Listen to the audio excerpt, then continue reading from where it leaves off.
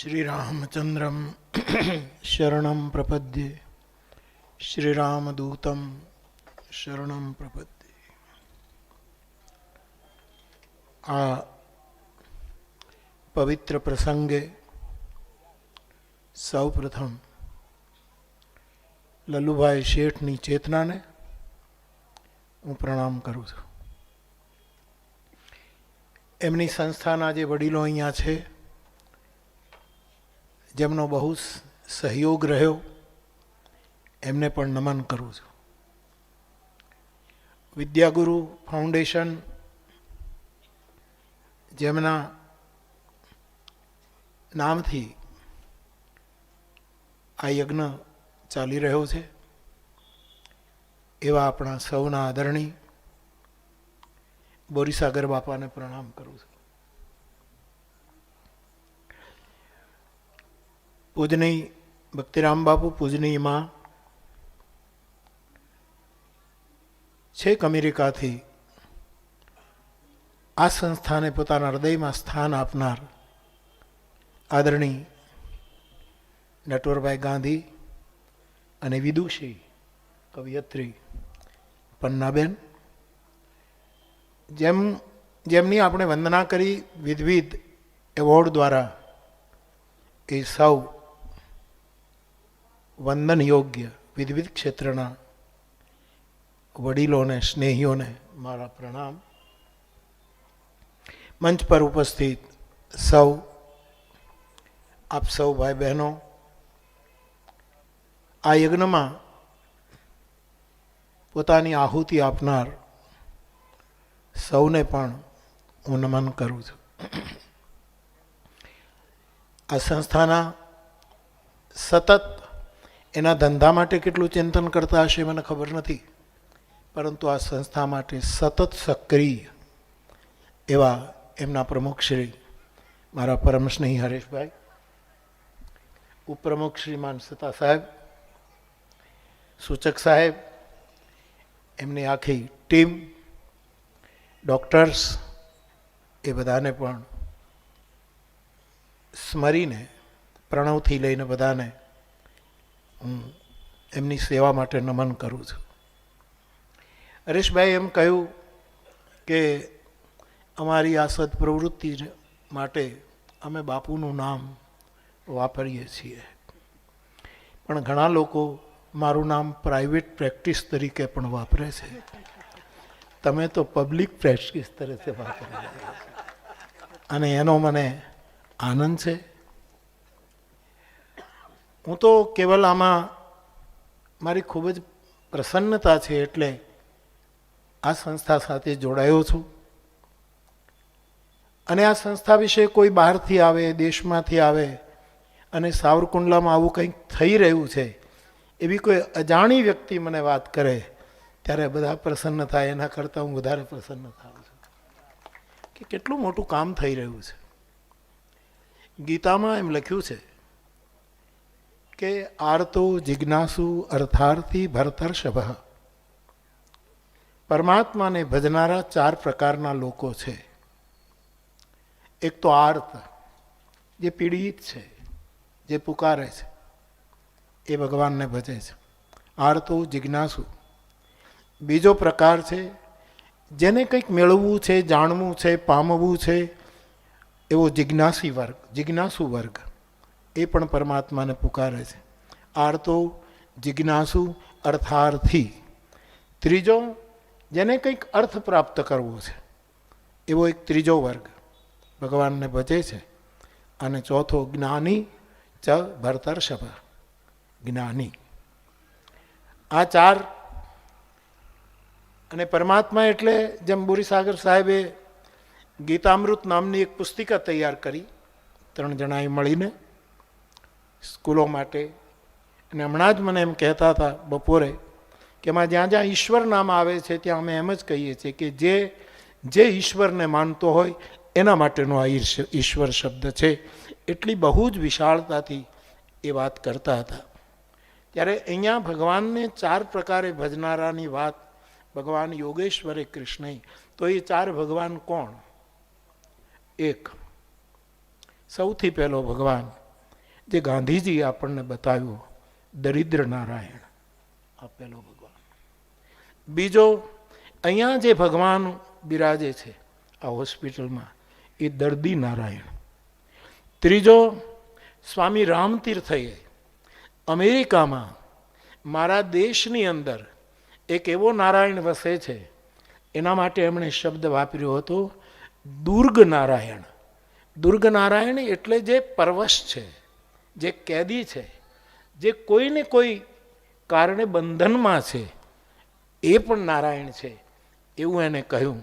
અને ચોથો નારાયણ જગતગુરુ આદિ શંકરાચાર્ય આપણને આપ્યો, અને તે છે દૃગ નારાયણ, આંખનો નારાયણ. મને એમ લાગે છે મારે ને તમારે આ સંસ્થા દ્વારા આ ચારની સેવા કરવા માટે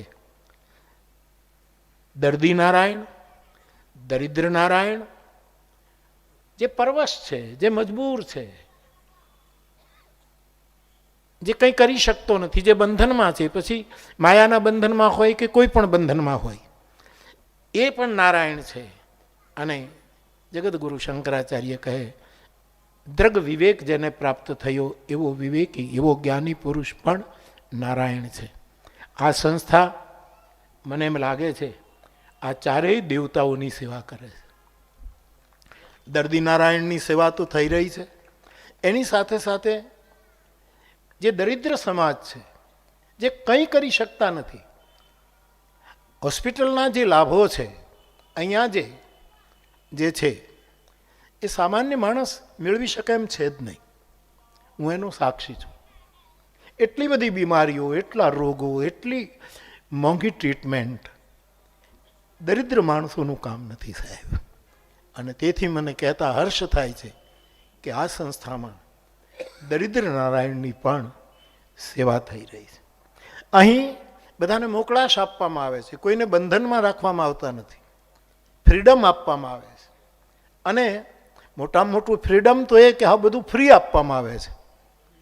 એટલે દુર્ગ નારાયણની પણ અહીંયા સેવા થઈ રહી છે. અને એક વિવેક સાથે, એક વિશ્વાસ સાથે, એક ભરોસા સાથે, જેની પાસે આંખનો વિવેક છે, હૃદયનો વિવેક છે, વાણીનો વિવેક છે, વર્તનનો વિવેક છે, અથવા તો વસુનો વિવેક છે. જે દાતાઓ જે અહીંયા સમર્પણ કરવા માટે કૂદી પડ્યા છે એની પાસે વસુનો વિવેક છે. એટલે આ એક ચોથી સેવા પણ અહીંયા થઈ રહી છે. એનો એક સાધુ તરીકે આપને તો આનંદ હોય જ, કુંડલાને આનંદ હોય, તમામને હોય, પણ હું આ સંસ્થાની સાથે છું, હૃદયથી છું. એટલા માટે બધા કરતાં હું આમ દાવા સાથે કહીશ કે એનો વધારેમાં વધારે આનંદ હોય તો મોરારી બાપુને છે. કારણ કે મેં ઘણી વખત આ મંચ પરથી કહ્યું છે કે વલ્લભભાઈ પટેલ જ્યારે આરોગ્ય પ્રધાન હતા આપણા ગુજરાત રાજ્યના, અને એક મંચ ઉપર જ્યારે અમારે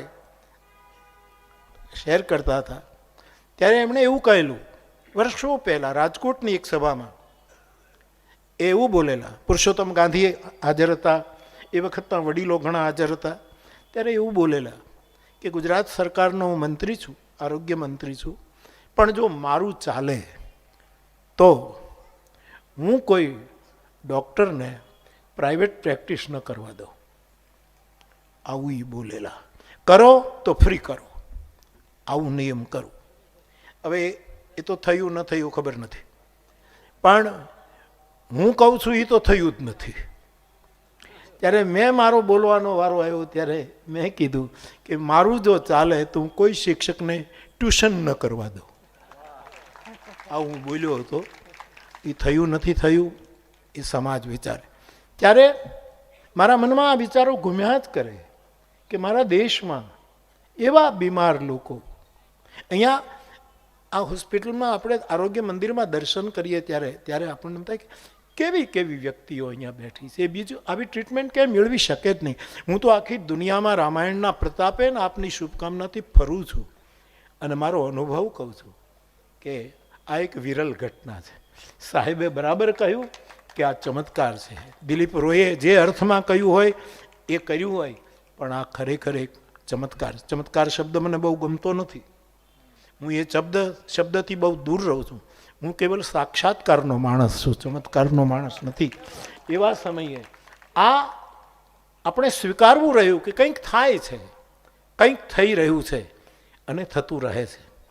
એવા આ યજ્ઞમાં મારે તો કેવલ હૃદયના શુદ્ધ ભાવથી મંત્રો બોલવાના હોય છે, આ સિવાય મારે કંઈ કરવાનું હોતું નથી. પણ કોઈ પણ યજ્ઞ હોય, મંત્ર વગર ફીકો છે, દક્ષિણા વગર ફીકો છે, શ્રદ્ધા વગર ફીકો છે, અને ભોજન કરાવ્યા વગર. એ ગીતાના વાક્યો છે. ભગવાન કૃષ્ણ કહે છે કે જ્યાં દક્ષિણા નથી એ યજ્ઞ નકામો છે, જ્યાં ભોજન પીરસાતું નથી એ યજ્ઞ નકામો છે, જે જગ્યાએ શ્રદ્ધા નથી એ યજ્ઞ નકામો છે. આ સૂત્રો કૃષ્ણના ભગવદ્ ગીતામાં છે. અહીંયા ચારેય પાસા પૂરતા થાય છે. આ યજ્ઞમાં ભોજન છે, આ યજ્ઞમાં આરોગ્યની દક્ષિણા અપાય છે. શું લઈને જાય છે? આ બધા તંદુરસ્તીની દક્ષિણા લઈને જાય છે. આ યજ્ઞમાં ભરોસાની એક બિલ્ડિંગ છે, વિશ્વાસની બિલ્ડિંગ થઈ રહી છે. અને હરીશભાઈના મગજમાં ક્યારે નીકળે કાંઈ કહેવાય નહીં, શ્રદ્ધાની બિલ્ડિંગ. તો અહીંયા શ્રદ્ધાપૂર્વક થઈ રહ્યું છે, શ્રદ્ધાથી થઈ રહ્યું છે, અહંકાર મુક્ત ભાવથી થઈ રહ્યું છે. એટલે એની સાથે મને જોડાવું અથવા તો એની સાથે રહેવું મને બહુ ગમે છે. આ વડીલો છેક ત્યાંથી 90 વર્ષની ઉંમર પન્નાબેનની, નટવર બાપા, અને એ તો અર્થકારણમાં ફાઇનાન્સ ક્ષેત્રમાં છે. અને મને આજે બહુ આનંદ થયો કે નાણાંના ક્ષેત્રમાં હોય એ પણ સોનેટ લખી શકે છે. એની મને બહુ ખુશી થઈ. નહીંતર એની પાસે તો નોટ જ હોય, સોનેટ હોય. પણ સાહેબ એમણે કેવું સરસ શિખીરીણી કહ્યું. એ તો પહેલાં 2 અક્ષરવાળા 3 શબ્દો આવ્યા ત્યાં જ ખબર પડી કે શિખીરીણી છે આ સાહેબ. અને કેવું સરસ. અને કેવલ એ એક જ વ્યક્તિના આરાધના માટે એમણે કર્યું. દર જન્મ જયંતીએ અને હજી આટલી ઉંમરે પણ વેલેન્ટાઇન ડે એ ઉજવે છે. આવું દાંપત્ય ભગવાન બધાને આપે. અને આ પ્રસંગે મને બહુ નવાય. હું તો તલગાજડાથી જ મારે આવવાનું હોય અહીંયા. કેટલું ને હવે તો રોડે થોડુંક અત્યારે રિપેર થાય છે, પણ હવે તો રોડ પણ સારા છે. હું તો 30 કે 35 મિનિટમાં મારી સ્પીડે આવું. પણ છેક અમેરિકાથીના કેટલા દાતાઓ ક્યાંથી આવ્યા છે સાહેબ. એના હૃદયમાં સાવરકુંડલાને સ્થાન મળ્યું છે, એનો આ પરિચય છે. તો હું મારી ખૂબ જ પ્રસન્નતા વ્યક્ત કરું છું. હું કાયમ સાથે છું. મારું નામ ખૂબ વાપરજો, જેટલું વપરાય એટલું વાપરજો. બાવો તૈયાર છે.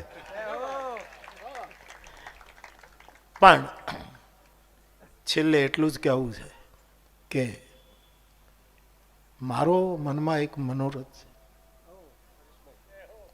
વોશિંગ્ટન DC અથવા તો શિકાગોથી એક પરિવાર આવ્યો છે, હરિભાર પટેલ, બહુ મોટું કામ કરે છે. અથવા તો કોઈ ત્રીજી જગ્યાએ અમેરિકામાં આ 2 સંસ્થા માટે હું એક કથા કરું. એક આપણી હોસ્પિટલ માટે અને બીજી મારી લોક ભારતી સંસ્થા. એમાંથી એ જ્યારે કથા નક્કી થાય ત્યારે 2 પ્રતિનિધિઓ આવે અને આપણે બધા. આ વખતે તો એક કથા નક્કી થઈ ચૂકી છે, એને હું આમાં ફેરવી નહીં શકું. પણ આવતા વર્ષે કદાચ મંજૂરી મળશે એવી ધારણા છે. હાર્વર્ડ યુનિવર્સિટીમાં કથા થવાની છે. એ નહીં થાય તો પછી ત્રીજું વોશિંગ્ટન છે કે શિકાગો કે છે, બધી જગ્યાએ આમંત્રણ. પણ એમાં પણ જેમ હરેશભાઈ આ ફંક્શનનો એક પણ પૈસો આ સંસ્થામાં નાખતા નથી અને આ 2 દિવસનો કાર્યક્રમ હરેશભાઈ દ્વારા જ થતો હોય છે, એને હું નમન કરું છું સાહેબ. આ કરવું જ જોઈએ.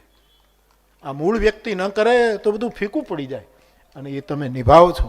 ત્યારે અમેરિકામાં આ સંસ્થા માટે જો કથા યોજાય, 90% યોજાય, તો એનો મનોરથી પણ મોરારી બાપુ ગોતી આપશે. એમાં એકેય પૈસો કોઈએ, ખાલી આયોજન કરવાનું અને દાતાઓને ગોતવાનું કામ તમારું. હું આ સભામાં બોલ્યો છું, હલો કરવાનું કામ તમારું. હલો કરી લેવો. અને ભગવાન કરે કે એક સારી એવી રકમ ભેગી થાય જેથી કરીને બંને સંસ્થાઓની આપણે સેવા કરી શકીએ. ઘણી સંસ્થાઓની સેવા કરવાનો વિચાર આવે, પણ અહીંથી શરૂ કરું કે આવું મારા મનમાં અત્યારે ચાલે છે. વોશિંગ્ટનમાં કથા કરે ઘણા વર્ષો થયા, શિકાગોને તો વળી એના કરતાંય ઘણા વર્ષો થયા છે. માંગણી આવે છે પણ હું ત્યાં જઈ શક્યો નથી. પણ ગમે ત્યાં થાય, પણ અમેરિકામાં કરશું. ત્યાં ડોલર પણ છે અને દાતારી પણ છે. નહીંતર દાતારી હોય એની પાસે ડોલર નથી, ડોલર હોય એની પાસે દાતારી નથી. પણ ત્યાં આપણને મળી રહેશે અને એક સન્માનજનક રાશિ આપણે બસ સંસ્થાને આહુતિ તરીકે સમર્પિત કરી શકીએ એવો મનમાં મનોરથ છે. 90%. મારું તો હંમેશા એક વૈષ્ણવ પરંપરાનું એક સૂત્ર છે કે ગાજરની પીપુડી વાગે ત્યાં સુધી વગાડવી, ન વાગે તો આવતું જાતું મીઠું નાખીને ખાઈ જવાની, નથી રમતા. આવો એક ભાવ મારા મનમાં છે. હું તો બીજું શું કરું? હું કથા જ આપું, આ સિવાય બીજું કંઈ આપી શકું નહીં. શું આપું મારી પાસે? હા, હું ઈશારો કરું તો ઘણી સેવાઓ થતી રહે છે. બધું ચાલ્યા જ કરે, કોઈ ફિકર વગર. પણ મારી પાસે તમે માંગો તો બે જ વસ્તુ છે. એક ઘડિયાળ રાખું છું ખિસ્સામાં, કાળને પકડી રાખું છું, અને બીજું આની કાંઈ જરૂર નથી અત્યારે, આની કોઈ જરૂરત છે નહીં, છતાંય ખબર નહીં બહુ ટેવ પડે છે. એટલે આ બે વસ્તુ હંમેશા સાથે રાખું છું. અને ઘણા લોકો એટલા હોશિયાર છે કે મારી પાસે બીજું કંઈ નથી માંગતા. બાપુ એ દાંતિયો અમને આપી દે. મેં કીધું તારા વૈયા જશે, રહેવા દે, આનો પ્રયોગ કરમાં, આ પ્રયોગ કરવા જેવું. તો બાપ, હું તો હંમેશા રામકથા દ્વારા જ સેવા કરી શકું છું એવો એક ભાવ આ દશાબ્દી સમયે, આ 14 વર્ષ થયા છે આ સંસ્થાને, એવા સમયે આ નિર્ણય આપે કરવાનો. હરેશભાઈ કરશે ક્યાં કરવું, કેમ કરવું, શું કરવું, એ બધા વડીલોને મળીને નક્કી કરશે ક્યાંથી હલો જ્યાદો વધારે થાય. અને કથા રૂપિયા માટે નથી, પણ એક વસ્તુ આપણામાં ગમે તેટલો સદભાવ હોય, ગમે તેટલી સંવેદના હોય, તો પણ આવા કાર્યો કરવા માટે અર્થની જરૂર પડે જ છે. માનસિક રીતે, બીજી રીતે આપણે કરીએ, પણ જ્યારે આવું કરવાનું હોય ત્યારે પરમાર્થ માટે પણ અર્થની જરૂર પડે જ છે. અને એવી એક આહુતિ આપણે અમેરિકામાં પણ કથા દ્વારા કરીશું. જોઈએ હરી ઈચ્છા.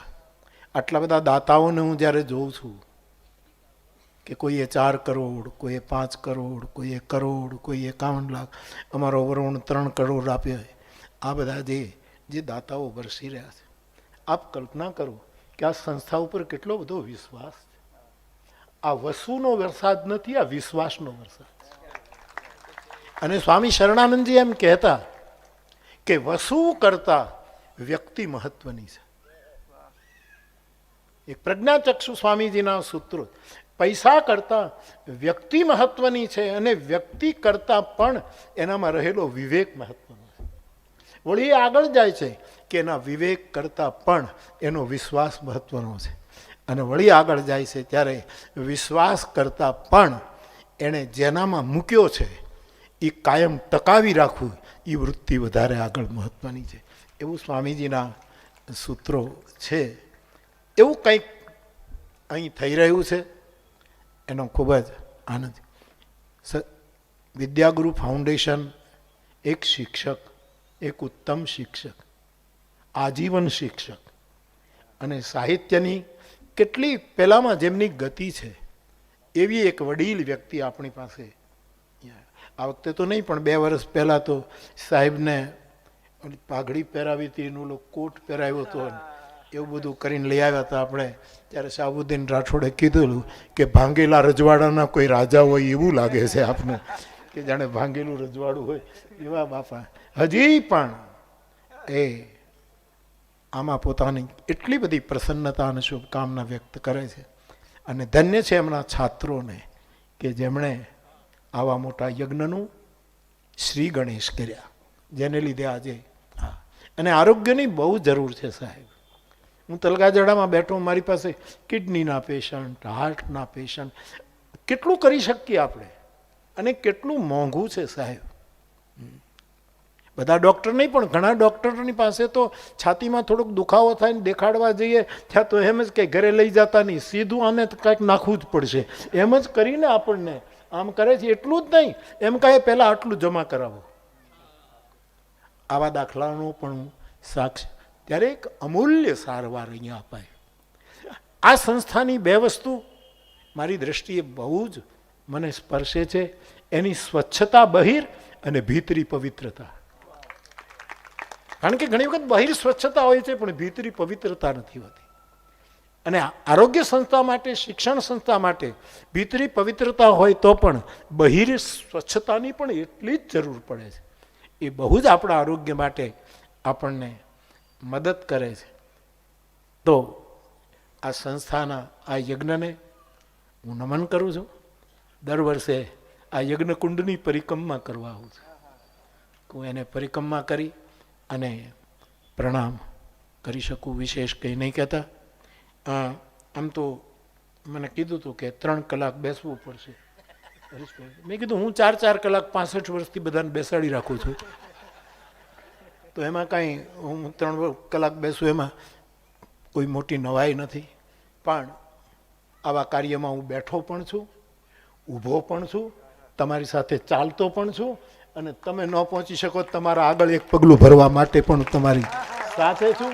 આટલા શબ્દો સાથે હું આ સત્કર્મ મારા વાણીની આહુતિ આપી, મારી ખૂબ જ પ્રસન્નતા વ્યક્ત કરીને હું મારા શબ્દોને વિરામ આપું છું. આપ સૌને પ્રણામ.